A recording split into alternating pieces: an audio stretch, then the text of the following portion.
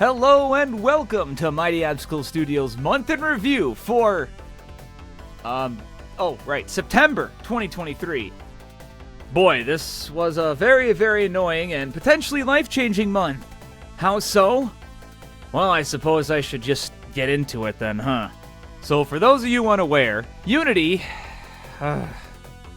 is, and not was like I had hoped, going to institute a policy where they charge your titles for installations, and also do so at a certain monetary limit, and do so for any game that would be made after 2024, and back catalog before hitting that monetary limit so you pay for previous installations. The limit was originally $200,000, but they raised it to $1 million every 12 months. Now if I make that, hell yeah! But it raises a lot of ethical concerns about continuing to use that engine. What's really going to stop them from something even worse? They could implement anything and just make it even worse.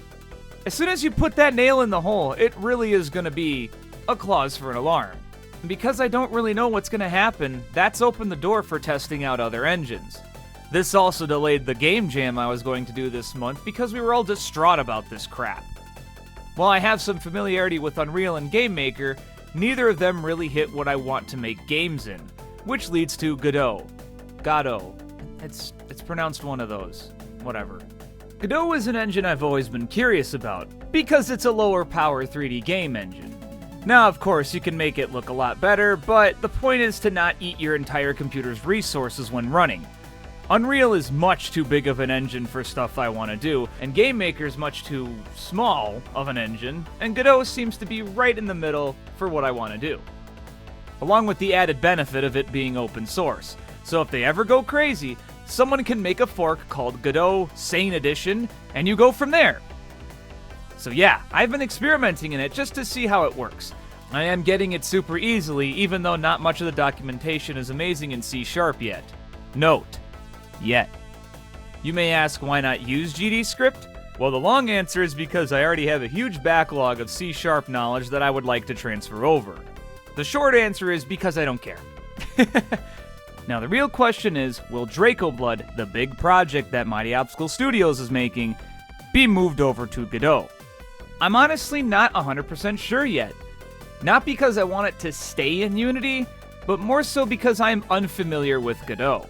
There's a lot of stuff I want to learn in this engine.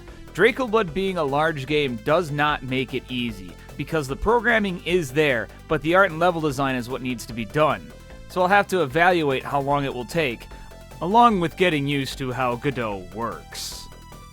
There is an idea though, which is to make a much smaller game than Draco Blood and Godot to understand the engine better, along with getting more experience in 3D modeling.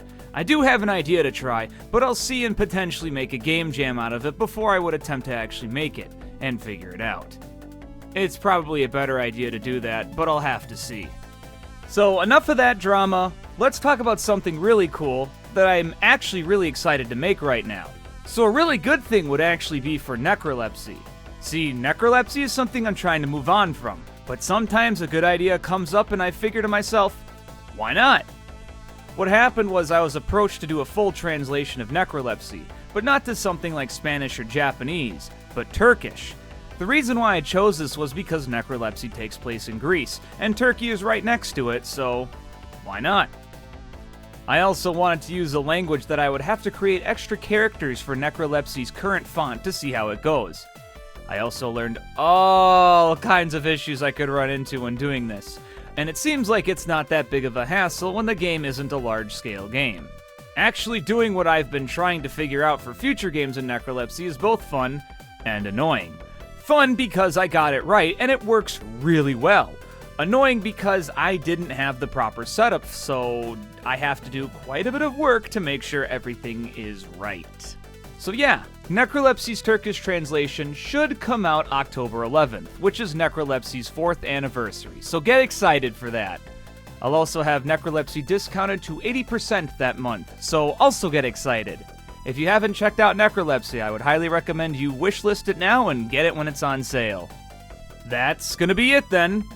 I suppose after Necrolepsy's big update, I'm gonna learn more and more about Godot and see what I can try and check out. I do like this engine, but I actually need time to learn it. As well, I am also going to a game developers convention in Madison, Wisconsin called MDev, which will be in November. May as well get my foot in the door along with a new game demo of something in Godot, right? Especially with this industry shakeup. Might not hurt to show that I'm adaptable. With that, I'll see you in the next month in review or any other videos that could show up. Take care.